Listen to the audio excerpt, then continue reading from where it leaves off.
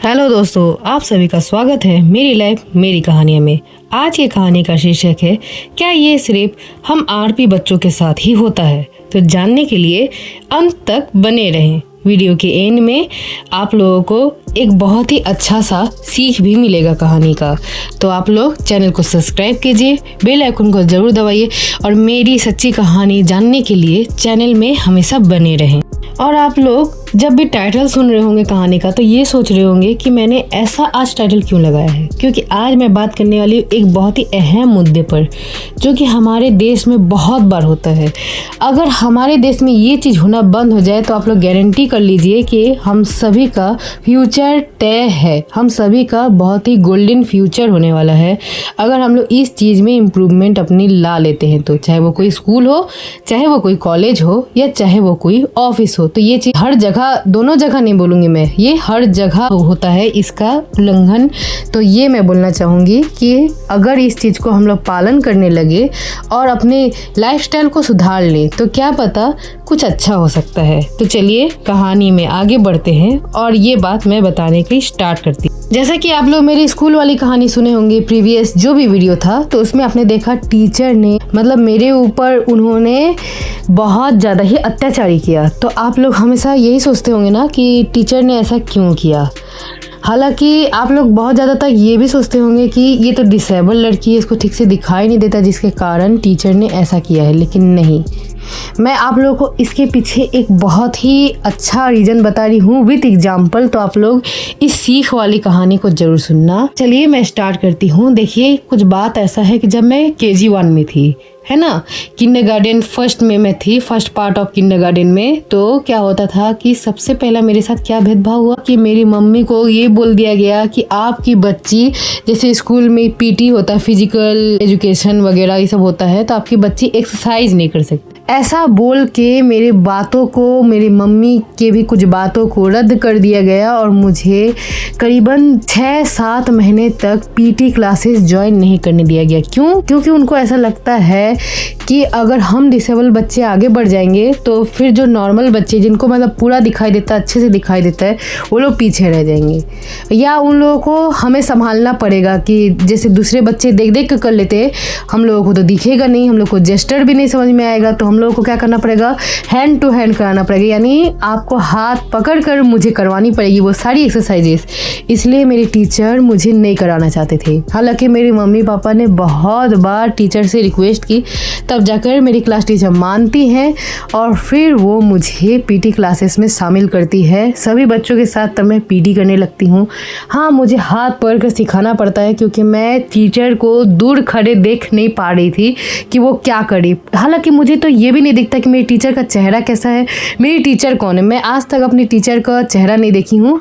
मैं हमेशा आवाज़ से ही मैं पकड़ लेती थी कि ये मेरी टीचर है, इनका बोलने का स्टाइल ऐसा है, इनका बोलने का आवाज़ ऐसा है, इनका गला ऐसा है, तो मैं पकड़ लेती थी। तो मैं समझ जाती थी ये मेरी क्लास टीचर है, वो दूसरी टीचर है, ऐसे ऐसे करके। तो फिर बात है जेस्चर समझने की और PT क्लासेस में एक्सरसाइज की स्टेप समझने की, तो ये मेरे से होता नहीं था। लेकिन अगर हमारा सरकार जो है या हमारा स्कूल जो है पहले से ये चीज़ सोचने लगे कि बच्चे का एडमिशन हो रहा है तो एक RP बच्चे का भी एडमिशन हो सकता है, RP बच्चे को तो दिखेगा नहीं, तो अच्छे से बच्चों लोगों के लिए एक्सरसाइज क्लासेस या स्टडी क्लासेस होनी चाहिए। मेरा तो ये एक मानना है। और आप लोग इस बात से एग्री करते हो कि नहीं, कमेंट में ज़रूर बताइएगा। चलिए अब अगली बातें कर लेते हैं। तो अगली मेरी एक छोटी सी इवेंट थी। इवेंट यूँ कह लो कि डांस है स्कूल में, तो मतलब सभी दोस्त मेरे उसमें हिस्सा ले रहे थे, उसमें पार्टिसिपेशन ले रहे थे। बस मुझे नहीं लेने दिया जा रहा था क्योंकि तुम्हारी आंखें खराब है, तुम नहीं कर सकते। बार बार स्कूल में ऐसा कहा जाता था। और मेरे स्कूल में तो क्या बताऊँ मैं, मुझे आँख खराब भी नहीं, मुझे मेंटल हैंडीकैप समझा जाता था, यानी लोग मुझे पागल समझते थे। और मैं अगर जिद भी करूँगी कि नहीं मैम मुझे करने दीजिए, बाकी सभी बच्चों की तरह मेरा हक है, तो लोग मुझे मतलब और भी उल्टा सीधा कहते थे। क्या आप ही बताइए, सिर्फ कम दिखाई दे रहा है तो ये पागलपंती है? जब मेरी मम्मी पापा भी इस सारे कंप्लेंट्स का रीज़न मेरे टीचर से और मेरे प्रिंसिपल से पूछा करते कि आप मेरी बच्ची को ऐसा क्या कह रहे, उसने क्या कोई अजीब हरकत की है जिसके कारण आप उसे पागल कह रहे हैं, तो वो मेरे 2 अजीब हरकत बताते थे।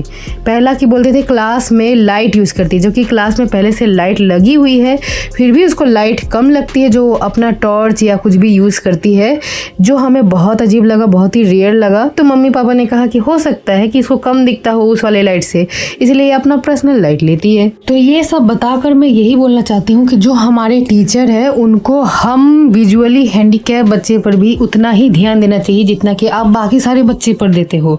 अब देखिए, अब एक फैक्ट मैं और बता देती हूँ। देखिए क्या है कि जब मैं 11th में गई, मैंने बताया मेरे स्कूल में ऐसे वैसे टॉर्चर किया गया, मुझे ये वो बोला गया, ये वो किया गया, और मैंने मतलब जो भी मेरे साथ हुआ सब कुछ मैं अच्छे से बताती रही।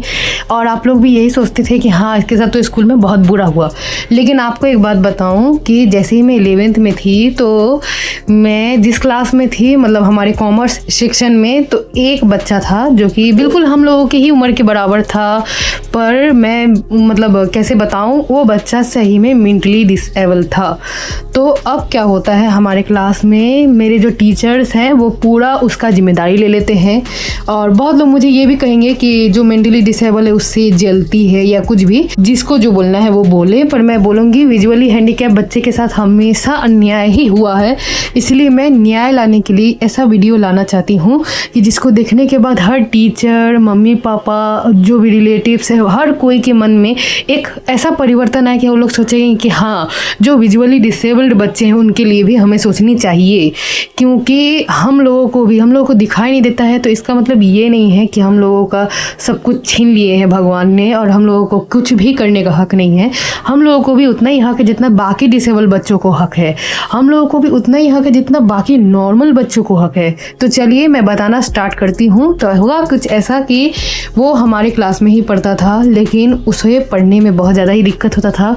मेंटली डिसेबल्ड होने के कारण वो एग्ज़ाम में कुछ लिख भी नहीं पाता था, लेकिन उसको हमारे बोर्ड एग्ज़ाम में फर्स्ट रैंक मिला है। समझ सकते हैं आप लोग, जो कभी क्लास में कुछ नहीं लिखा उसको बोर्ड एग्ज़ाम में फर्स्ट रैंक मिले हैं। उस बच्चे की इतनी बुरी हाल थी कि वो अपना टिफ़िन वगैरह भी खोल नहीं पाता था।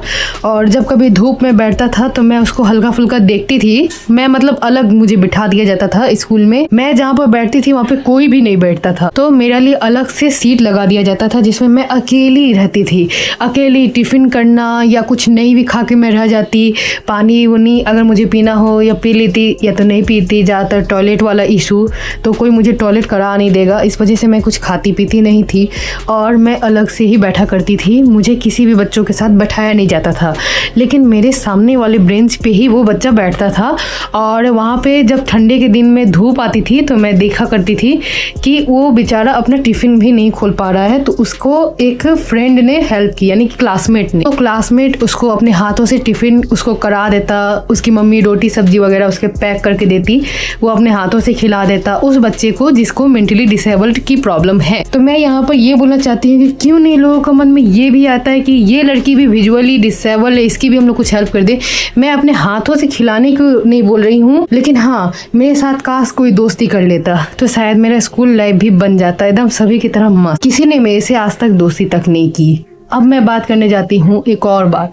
जब मैं 12th में गई तो हमारे स्कूल में एक और मेंटली डिसेबल्ड बच्चे ने एडमिशन लिया, जो कि एक लड़की थी और वो भी 11th क्लास में आई और उसे भी बहुत प्यार दिया गया। उसको हमारी जो प्रिंसिपल है, जो बहुत ही खड़ूस है, वो भी उस बच्चे को बहुत प्यार करती है। और मैंने देखा अपने 12th क्लास में उसको बहुत अच्छे से मतलब रिस्पेक्ट किया गया, मेडल देकर सम्मानित किया गया और भी बहुत सारी ऐसी चीज़ें हैं। हर चीज़ में उसे इनरोल करने के लिए कहा, यानी कि उस बच्चे के साथ अच्छा बिहेव किया जा रहा है।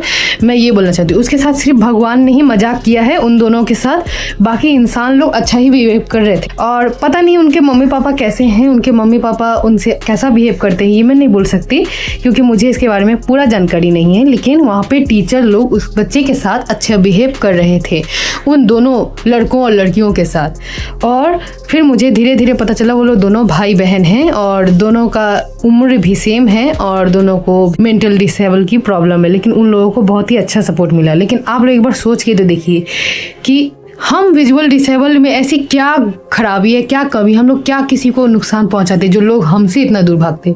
मैं लोगों से हाथ फैला कर भी बोलती कि मेरे से दोस्ती कर लो, तो कोई मेरे से दोस्ती नहीं किया।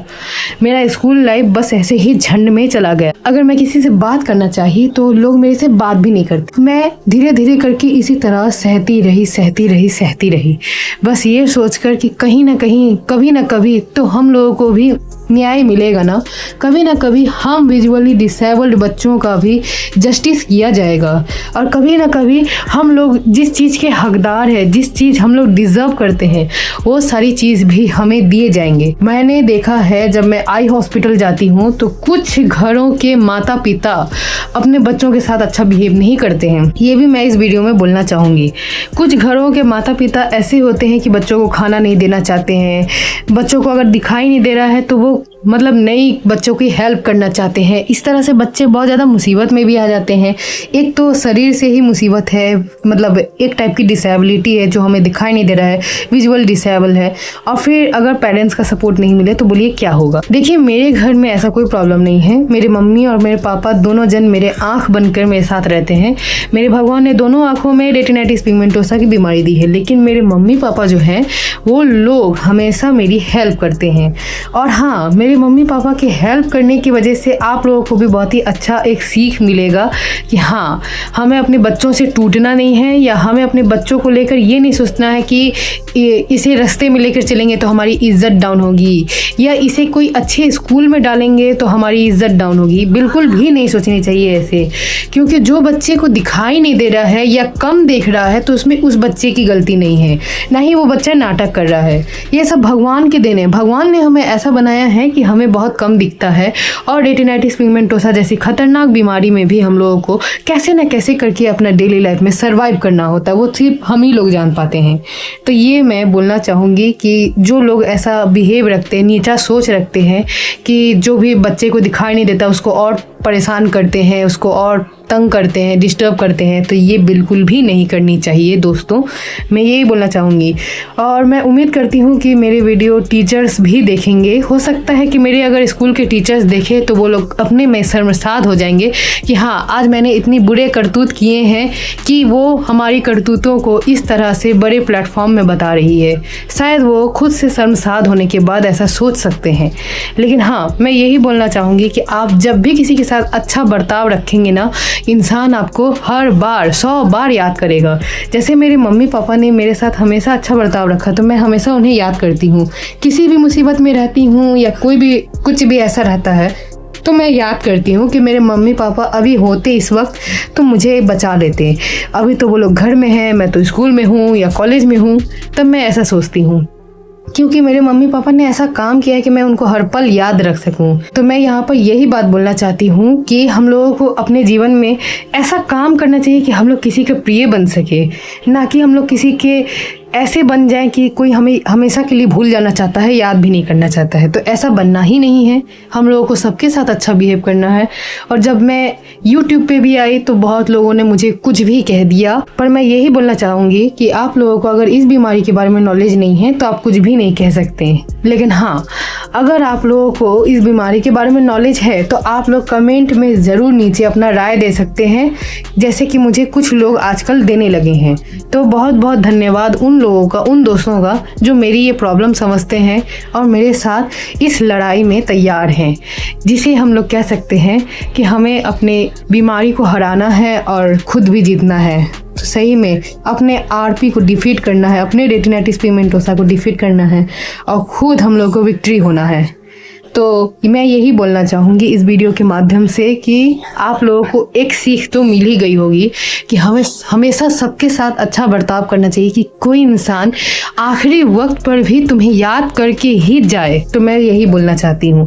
मेरे स्कूल वालों ने कभी नहीं सोचा कि मुझ पे क्या बीती होगी। मेरे स्कूल वालों ने कभी नहीं डीप में सोचा, कभी नहीं गहराई में सोचा कि मुझे कैसा लगता होगा, मुझे कितना तकलीफ होता होगा। एक बार इसका भी साथ दे देते हैं। मेरे स्कूल वालों ने कभी नहीं ऐसा सोचा। कॉलेज में सब कुछ अभी नॉर्मल चल रहा है, इसलिए मैं कॉलेज का कोई अपडेट नहीं दे सकती। लेकिन हाँ फ्रेंड्स, मेरा बुक्स आ गए हैं और अब मैं पढ़ाई में भी बिजी रहती हूँ काफ़ी ज़्यादा। वो मैं आप लोगों को बताना चाहूँगी और आप लोग प्लीज़ मुझे सपोर्ट करें ताकि मैं पढ़ाई के साथ साथ यूट्यूब में भी आगे बढ़ सकूँ। धन्यवाद। Bye bye. Love you all दोस्तों।